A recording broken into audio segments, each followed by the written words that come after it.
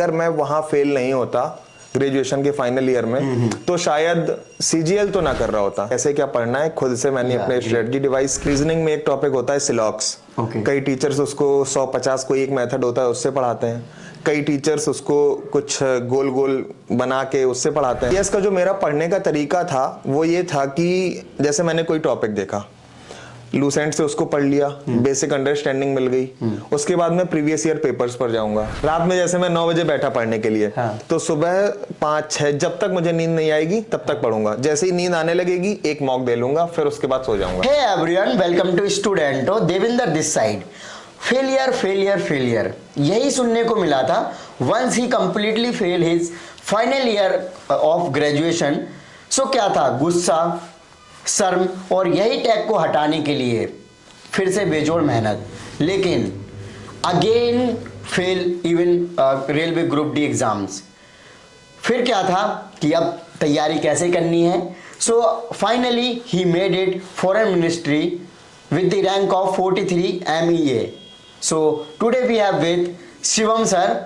सो Shivam sir ने last year SSC CGL को clear किया था एग्जामिनर के पोस्ट के लिए मुंबई कस्टम में, और आज 43 रैंक के साथ वो अगेन SSC CGL को क्लियर किए हैं। सो आज हम उनसे स्ट्रेटजी जानेंगे उनकी, क्या उनकी जर्नी रही है और कैसे उन्होंने प्रिपरेशन करी है, और यही फेलियर ने उन्होंने कैसे सक्सेस की तरफ पहुंचाया है।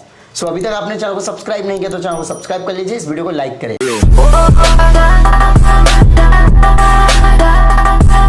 Thank you Devendra for inviting me in your platform. या वेलकम सर। और आपका ये जो चैनल है वो बहुत सारे जो एस्पिरेंट्स हैं SSC UPSC और भी जो एग्ज़ाम्स की तैयारी कर रहे हैं सबको बहुत ज़्यादा मोटिवेट करता है। आप लोगों की जर्नी को लाते हैं, उनके स्ट्रगल्स को लाते हैं, स्ट्रेटजी को लाते हैं जी।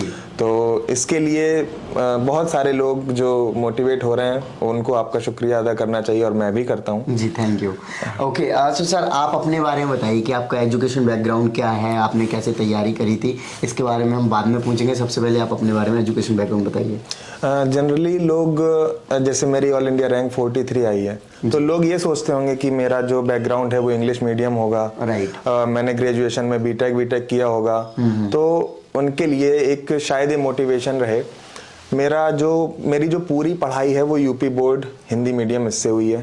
और हाई स्कूल और इंटर में मैं एवरेज स्टूडेंट था, और ग्रेजुएशन मैंने नॉर्मली BSc किया हुआ है, फिजिक्स केमिस्ट्री मैथ इससे। और एक और इंटरेस्टिंग बात, मैं ग्रेजुएशन में फाइनल ईयर में फेल हुआ था जी। होने को मेरा ग्रेजुएशन 2018 में हो जाता, लेकिन मैं उसमें फेल हो गया। और उसके बाद 2019 में मैं ग्रेजुएशन मेरा हो पाया, फिर जाके मैंने 19 वाला एग्जाम दिया CGL का। Okay great sir. सर एक और थोड़ा सा भी ये क्वेश्चन मुझे पूछना चाहिए। नॉर्मली आप जब फेल होते हो स्कूल टाइम पे या फिर ग्रेजुएशन टाइम पे तो फिर गवर्नमेंट एग्जाम्स के बारे में नहीं सोचते नॉर्मली, ठीक है, अब हम उतने अच्छे नहीं है पढ़ने में, हमें कुछ और करना चाहिए, और जनरली लोग ऐसा करते भी हैं बहुत सारे। बट आप फेल होने के बावजूद फिर आप गवर्नमेंट एग्जाम्स की तरफ आए, तो ये क्या थी जर्नी? शुरुआत में तो मेरा कोई ऐसा मोटिव नहीं था कि मैं CGL एग्जाम क्रैक करूं, या बस ऐसा था कि हाँ SSC की तैयारी कर रहा हूं, और जितने भी वनडे एग्जाम्स आएंगे like group D, SSC MTS और यूपी के जो यूपी पुलिस वाले एग्जाम्स, ऐसे जो भी एग्जाम्स आते थे मैं उनको टारगेट करता था, क्योंकि फैमिली की कंडीशन थी सही नहीं थी। तो मुझे लगता था कि कहीं ना कहीं मैं घर का बड़ा हूँ, तो मुझे लगता था कि मैं कोई एक गवर्नमेंट जॉब सिक्योर करूँ, उसके बाद फैमिली को स्मूथली हेल्प कर पाऊँ, और ये मेरा टारगेट था। तो ग्रेजुएशन में फेल होने के बाद थोड़ा सा लगा यार कि अब मैं इतनी जल्दी फैमिली को कंट्रीब्यूट नहीं कर पाऊंगा, उनकी हेल्प नहीं कर पाऊंगा। बट फाइनली मैंने उस टाइम पे तो मैं बहुत परेशान हो गया कि यार फेल हो गया। और अभी मैं ये सोचता हूँ, अभी ये कंडीशन है कि अगर मैं वहां फेल नहीं होता ग्रेजुएशन के फाइनल ईयर में तो शायद CGL तो ना कर रहा होता। इसके अलावा कहीं और कोई छोटी मोटी जॉब इनमें सिलेक्ट होता या नहीं भी होता, पता नहीं। बाद में मोटिवेशन मिली तो करता गया। Okay great. सो अगर हम जानना चाहें आपकी फैमिली बैकग्राउंड क्या है, जैसे आपने बताया कि फैमिली बैकग्राउंड इतना स्ट्रांग नहीं था। जनरली मेरी जो फैमिली है वो मिडिल क्लास भी नहीं कहेंगे, लोअर मिडिल क्लास बोलिए। और मेरे जो फादर हैं वो ट्रक चलाते हैं दूसरे का, मतलब पहले चलाते थे, अभी मेरी जॉब लग गई है तो अभी सब बंद करवा दिया है। और बस ऐसे ही फैमिली का गुजारा जैसे तैसे चलता था। हम 3 भाई बहन हैं। सबसे बड़ा मैं हूँ, फिर मेरी छोटी बहन है, फिर छोटा भाई है। तो उस टाइम ये भी मेरे माइंड में प्रेशर था कि मेरे मतलब मुझसे जो ठीक छोटी है मेरी बहन है, और मैं ग्रेजुएशन कर रहा हूँ और बाद में उसकी भी पढ़ाई है, लेकिन हम लोग एक को अफोर्ड कर सकते थे, एक लोग को बाहर भेजना। तो ऐसे करके फैमिली ने मुझे बाहर भेजा, पढ़ाया। अब फाइनली मैं उनको कंट्रीब्यूट करने वाला हूँ, पढ़ाने वाला हूँ। ओके, सो आप बाहर कहाँ पढ़ने गए थे और कैसे स्टार्ट किया अपनी इस एग्ज़ाम की जर्नी को? मैं शुरुआत में वही मैंने बताया कि मैं किसी भी गवर्नमेंट एग्जाम को दे देता, और उसमें मेरा टारगेट था कि ऐसे सिलेक्ट हो जाना है कहीं ना कहीं। हाँ। तो मैं घर से गया कानपुर, गांव मेरा जैसे डिस्ट्रिक्ट जालौन में है, आपके पास ही है। जी बिल्कुल। हाँ, तो वहां से मैं गया कानपुर। कानपुर में मैं रूम लेके ऐसे ही पढ़ाई करने लगा। शुरुआत में कोचिंग्स देखी, लेकिन बहुत जल्दी समझ में आ गया कि कोचिंग वाले बस फर्जी ही होते हैं। वो बस अपना टाइम काट रहे होते हैं, पैसे ले रहे होते हैं। तो फिर उस टाइम पे यूट्यूब का भी थोड़ा योगदान आ गया था, और मेरे काफ़ी सारे फ्रेंड्स थे, कुछ टीचर्स भी मेरे कांटेक्ट में थे जिनसे मैं हेल्प लेता गया, और उनकी जो स्ट्रेटजी थी जो वो मुझे बताते थे मैं वो करता गया। उन्होंने जो बुक्स बताई मैं ब्लाइंडली फॉलो करता गया, और कई बार ऐसा भी हुआ कि मुझे कोई बुक्स अच्छी लगी जिसकी वजह से मैंने बहुत सारी बुक्स इकट्ठा कर ली, उनको पढ़ता गया। हालांकि ये गलत चीज़ है, नहीं ऐसा करना चाहिए, एक ही रिसोर्स को फॉलो करना चाहिए। लेकिन धीरे धीरे मुझे समझ में आता गया कि कैसे क्या पढ़ना है। खुद से मैंने अपने स्ट्रेटजी डिवाइस की, और फाइनली होता गया, स्मूथली सब चलता गया। राइट, सो आपने कौन कौन से एग्जाम में फेल हुए? जैसे अभी हमने फेलियर का जिक्र किया था आपके। शुरुआत में तो मैं हर एग्जाम में फेल होता था। जैसे स्टार्ट हुआ मेरा ग्रेजुएशन का फाइनल ईयर, उसके बाद उसी साल एमटीएस का एग्जाम हुआ था, एसएससी एमटीएस का। उसमें मैं फाइनल कट ऑफ में नहीं, फाइनल लिस्ट में नहीं आ पाया, जो एक मुझे लगता था कि उसमें हो जाएगा मेरा सिलेक्शन। तो ये एक सेटबैक था उस टाइम। अभी तो ये अच्छी बात है। और उसके बाद एक एग्जाम था रेलवे ग्रुप डी का, जो शायद 2019 में था, 19 में हुआ था। तो इस एग्जाम में जब मैं फेल हुआ, तब मुझे ये रियलाइज हुआ कि ऐसे तो यार मैं अपनी जिंदगी बर्बाद कर रहा हूँ, क्योंकि मैं मतलब खुद में ये सोचता था कि कुछ बड़ा करना है, और ऐसे में अगर इनमें फेल होता गया तो मैं अपनी जो लाइफ के इम्पोर्टेंट ईयर्स हैं उनको वेस्ट कर रहा हूँ। तो फिर मैंने सोचा यार चलो कुछ ऐसा करते हैं जिसमें अगर फेलियर भी हो तो थोड़ा सा ठीक लगे। मतलब ऐसा नहीं कि यार अब रेलवे में फेल हो रहे हैं, एमटीएस में फेल हो रहे हैं, ये कैसा लगता है कि इसमें फेल हो गए। तो फिर तब मैंने एक मतलब ऐसे ही लोगों से पूछा, फिर जाके मैं सीजीएल की सीरियस प्रिपरेशन में लगा। 2019 में 8 अप्रैल को मेरा ग्रुप डी का एग्जाम था, फिजिकल था। उसके बाद मैं सीजीएल की सीरियस प्रिपरेशन में लगा, और फिर उसके लगभग 11 महीने बाद सीजीएल का एग्जाम था। उन 11 महीने की सीरियस प्रिपरेशन में मैंने पूरी लगभग तैयारी की। सो अगर हम बात करें, आप जो 11 महीने बता रहे हो, फिर सीजीएल की स्ट्रेटजी क्या अपनाई आपने? थोड़ा सा इसके बारे में बताइए कि क्या स्ट्रेटजी अपनाई और कैसे पढ़ना स्टार्ट किया, कौन से रिसोर्सेज को फॉलो किया, बुक्स को कैसे फॉलो किया? जैसे बुक्स का तो अभी जो रोल चल रहा है, टीसीएस एग्जाम कंडक्ट करवाता है, तो उसमें प्रीवियस ईयर पेपर्स का रोल बहुत ज्यादा है। हमेशा मैं बताता हूँ सबको, यहाँ पे भी वही बताऊंगा, प्रीवियस ईयर जो पेपर्स हैं उनको, और जो बेसिक बुक्स हैं बस उनको पढ़ना चालू करिए। आपको कुछ भी नया करने की जरूरत नहीं है, जितना आप नया करेंगे उतना ही दिक्कत है। और एक जो मेन चीज मैं गाइड करना चाहूंगा लोगों को, वो ये कि बहुत ज्यादा रिसोर्सेज को इकट्ठा मत करिए, क्योंकि जितना ज्यादा आप रिसोर्सेज को इकट्ठा करेंगे, जितने टीचर्स को फॉलो करेंगे, उतनी ही दिक्कतें आपके लिए आ जाएंगी। जैसे एग्जाम्पल के लिए मैं अगर बताना चाहूँ, जैसे रीजनिंग में एक टॉपिक होता है सिलॉक्स। कई टीचर्स उसको 150 को एक मेथड होता है उससे पढ़ाते हैं, कई टीचर्स उसको कुछ गोल गोल बना के उससे पढ़ाते हैं। तो अब अगर आप दोनों टाइप के टीचर से पढ़ रहे हैं तो दोनों चीजें आपके दिमाग में घूमेंगी।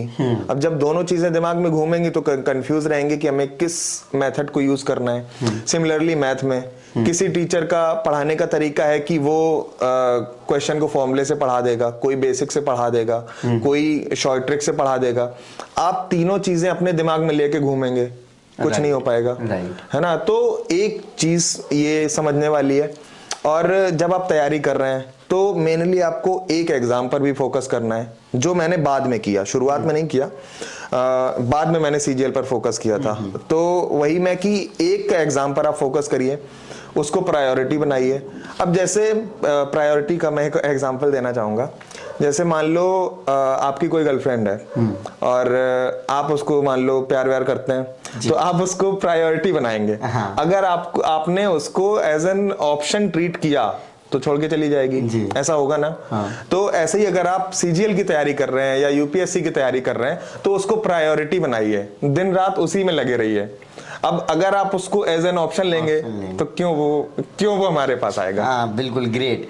सो बुक्स इतनी सारी होती हैं या फिर बुक्स जैसे आपने बताया लिमिटेड रखनी चाहिए, तो बुक्स को पढ़ने की अप्रोच क्या होनी चाहिए? जैसे कि मैथ में भी एक बेसिक मैथ हो जाता है, फिर एडवांस हो जाता है, उसमें भी बहुत अलग अलग चीज़ें होती हैं, जैसे ट्रिगोनोमेट्री हो गई और जो नंबर सिस्टम हो गया, कहीं रेल वगैरह क्वेश्चंस हो गए, तो ये अलग अलग सेगमेंट हो जाते हैं काफ़ी। तो इनको कैसे अप्रोच होनी चाहिए?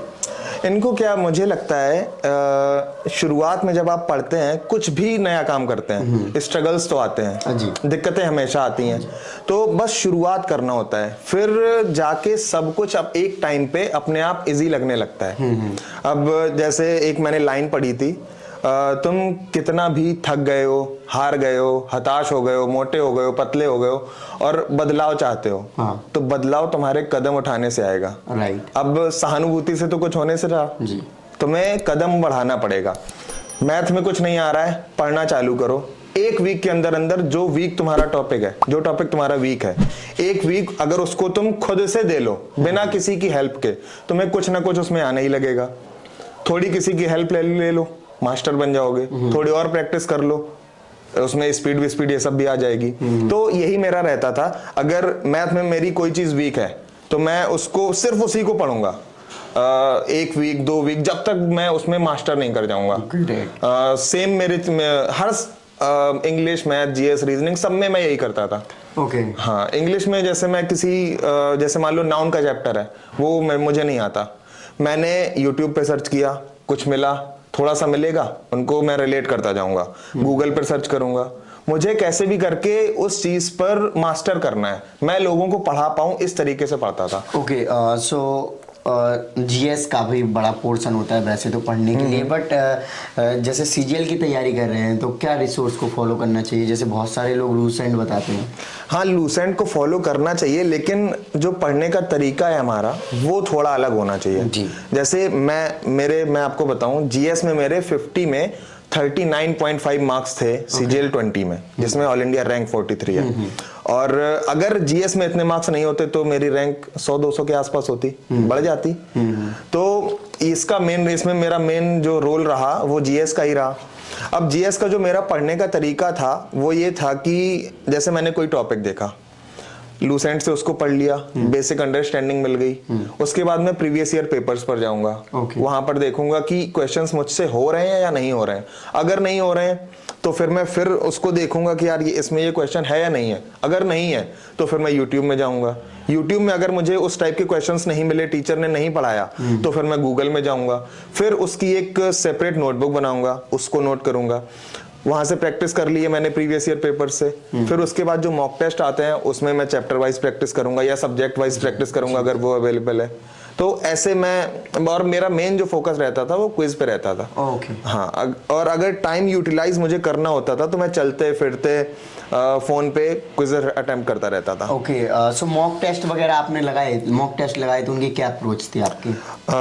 मॉक टेस्ट का ये था कि मैं जब भी थकान आ जाती थी तो मैं मॉक टेस्ट देने लगता था, एक एनर्जी मिल जाती थी मॉक टेस्ट देते टाइम।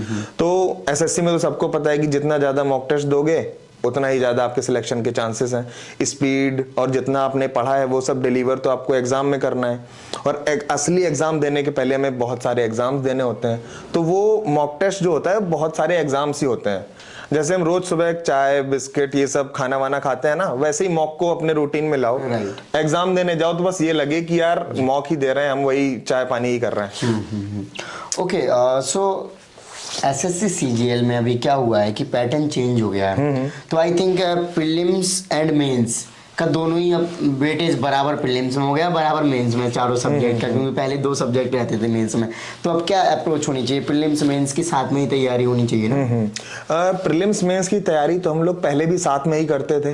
रीजनिंग को ज्यादा टाइम कोई डिवोट करता नहीं है, बस जीएस जो है वो मेंस में आने लगी है, तो जीएस को बस साथ में पढ़ने की जरूरत है।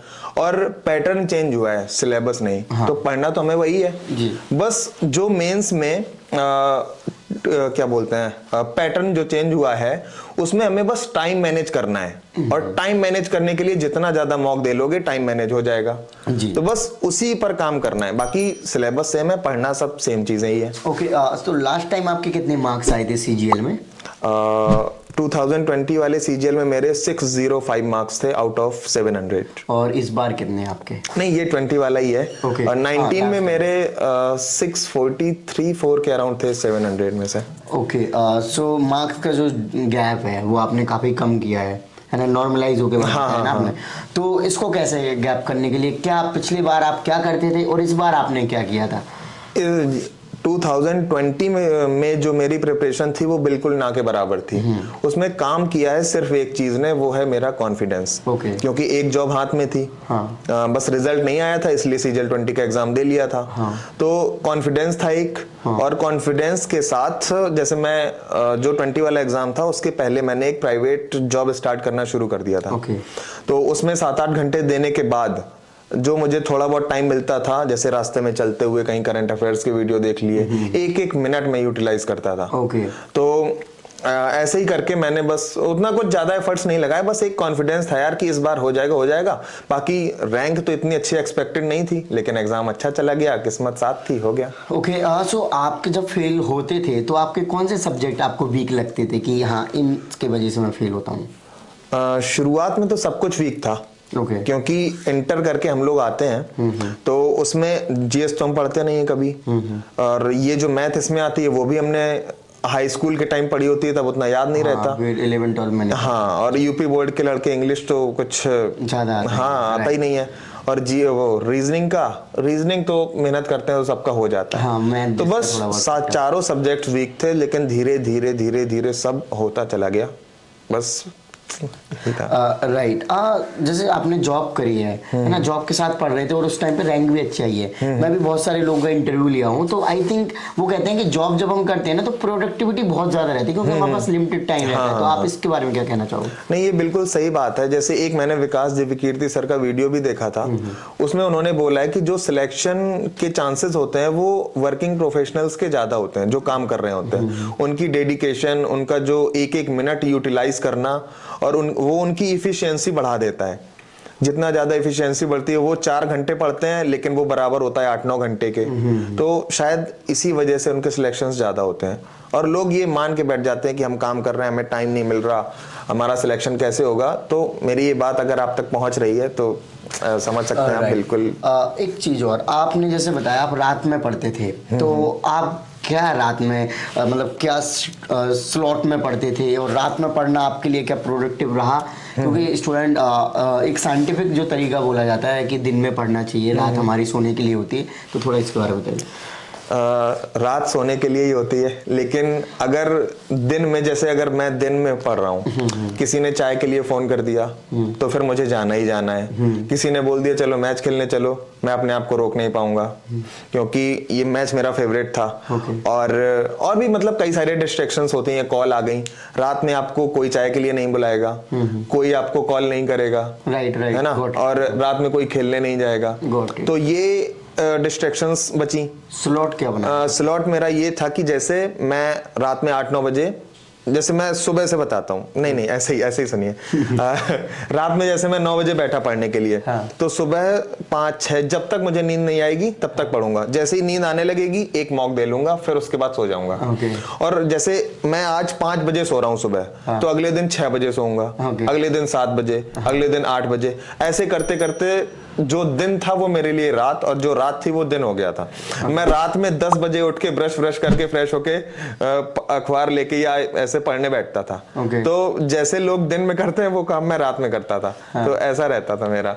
और ये रोज 1-1 घंटा लेट सोने का मतलब है कि मैं टाइम बचा रहा हूँ कहीं ना कहीं अपने लिए। हाँ, टेस्ट की सही टाइमिंग क्या होनी चाहिए प्रिपरेशन करते टाइम पे? मतलब आपका ये क्वेश्चन है कि मॉक हमें कब देना चाहिए। मॉक तो जैसे अपने इंडिया के बैटर्स हैं, एग्जाम्पल के लिए मैं ले रहा हूँ, इंडिया के बैटर्स हैं, वो ओपनर्स, वो शुरुआत में कैसा खेलते हैं? स्लो खेलते हैं। उनको क्या लगता है?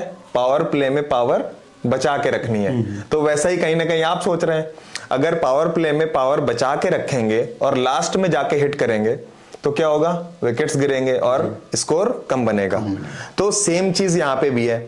आप अगर शुरुआत से मॉक नहीं देंगे, लास्ट में एग्जाम के पहले मॉक देंगे तो क्या होगा? स्कोर डाउन हो जाएगा, है ना। तो शुरुआत से ही मॉक देते रहिए, आपके लिए ज्यादा बेनिफिशियल है। अभी से स्कोर बढ़ा के चलिए।